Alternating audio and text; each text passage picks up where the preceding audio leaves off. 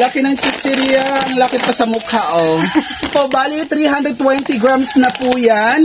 Malaking chichirya, yung in-order na naman natin ngayon, ito yung cracklets cropet.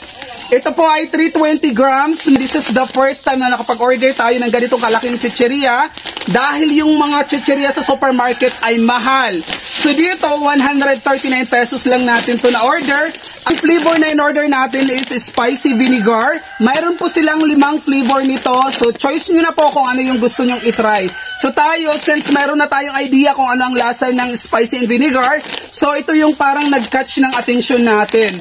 Ayan ang maganda dito kasi sealable po siya. Kapag hindi natin naubos, pwede nating isold lang para sa ibang araw naman natin kainin. Ayan po yung laman niya. Try muna natin. Crunchy, ang sarap. Maganda dito sa kanya, hindi siya sobrang asim. Meron kasing mga chichirya na kapag sinabing vinegar, sobrang asim naman na mapapapikit ka talaga. Ito hindi po.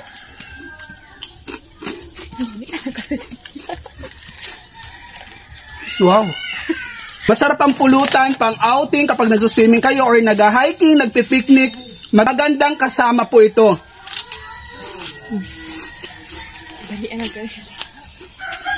Sarap. Kung ikaw lang mag-isa siguro, tatagal to sa'yo. Marami po. Kapag nag-emote ka, gusto mong mag-sunmig lang, ganyan, mag-red horse, mag-check out ka nito, napaka-affordable lang po. Ang laki.